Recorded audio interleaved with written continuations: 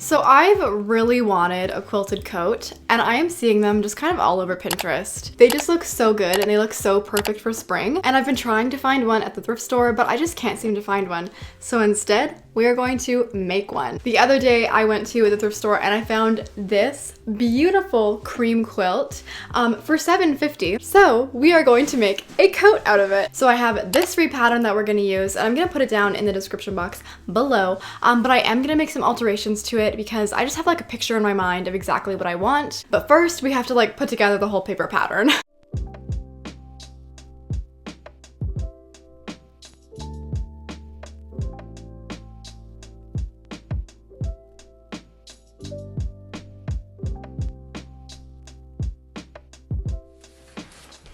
So today is going to be the first real day of sewing. I, for now, am going to really quickly cut out most of the pattern.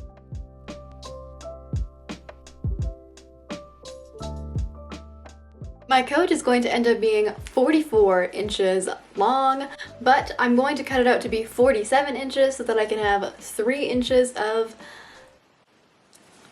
seam allowance. For reference, I am 5'4".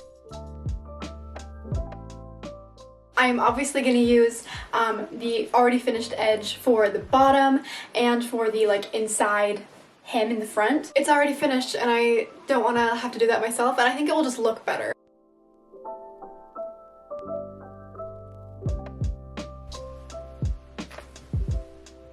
I just remembered, of course I don't need a seam allowance, we already have a finished seam.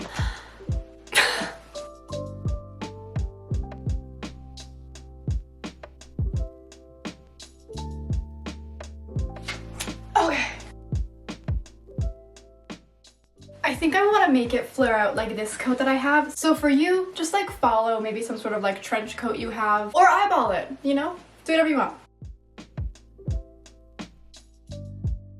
That is gonna be so cool. I love all of like the different patterns. Okay, you guys, I think it is looking really good. The only thing I'm concerned about is the shoulder hole, because this is a bigger gap than this. So I think I'm gonna make the width of the arm shoulder like 3 centimeters longer than normal, just in case I have to like adjust things. It's been a while. We gotta dust her off. Okay, so I'm going to sew up the shoulder seams. That is the first step, and then we will move on to the sleeves.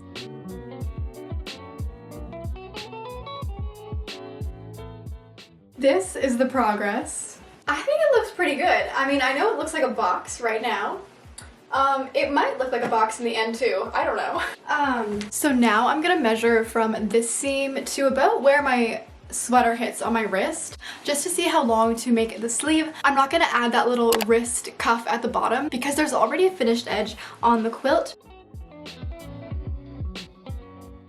18¼ inches, I think. So since I'm not adding the cuff, I don't need the slit, so I'm gonna put these two pattern pieces together.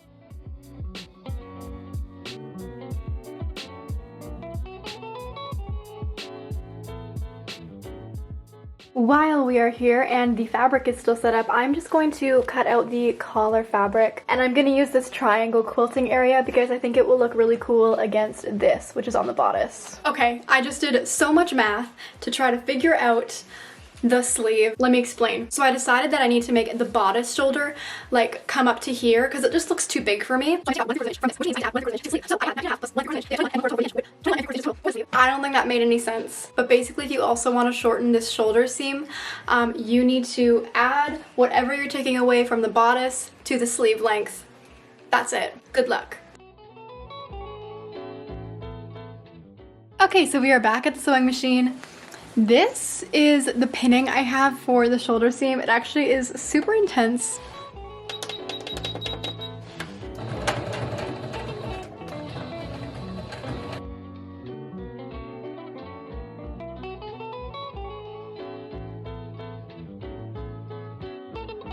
Okay, let's go try it on. Oh my goodness, okay. It actually looks so good, you guys. So I'm gonna go do the other sleeve and then we will come back and sew up the sides. But like so far, I am super impressed. This is working.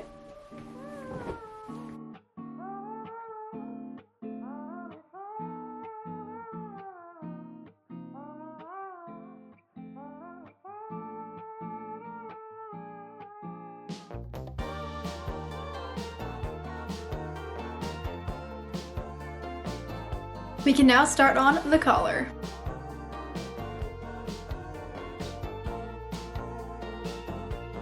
I don't usually cry at all, but why is it always close, ranging from a movie scene to made of people in my... I've never made a collar before. So before I sewed on the collar, I had to do a little bit of research. You're gonna wanna finish the seam a little bit in, make a small little incision, and then just like attach it right sides together in the back. And then once we've done this, this then gets attached, and that's how you do a collar. So I have never actually put a button on something, maybe once in like middle school, but I'm pretty sure these automatic button things make it like super easy, and I think it's super intuitive. Okay. I might need to go look up a YouTube tutorial. Super dad setbacks. Bad news, my buttonhole foot is not working for some reason, and I keep trying it. So I'm just gonna try it on my mom's sewing machine tomorrow morning.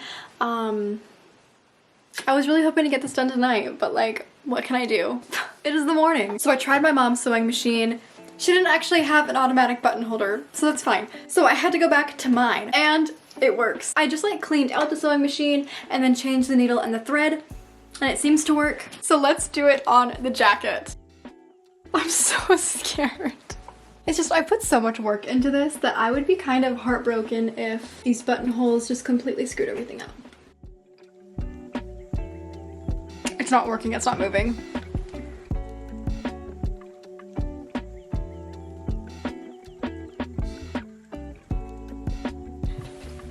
It keeps getting like stuck. Let's look at it.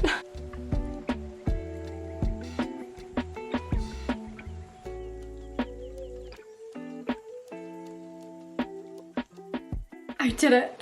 I finished all 5. I think they actually look like pretty good, if you can even see that. So now let's just attach the buttons.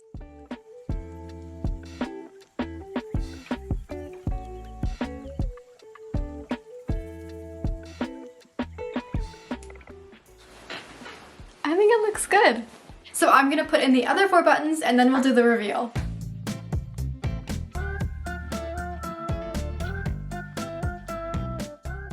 So we are all done now. I think the coat actually looks so good. I think the collar is nice. I think the buttons look good. And I am so proud of these buttonholes. Blood, sweat, and tears. I like the length. I think it fits me really well in the shoulders, which I'm really proud of because that was so hard to do. And I think the back looks so cool too. I think it will look really good with like some bigger boots. And since it's a neutral, it will go with a lot of things. So anyways, let me know if you're gonna try this out and let me know if you have any questions. But if you like this video, leave a like. And if you want to see more videos from me, do subscribe. I hope you guys have a great rest of your week and I'll see you next time.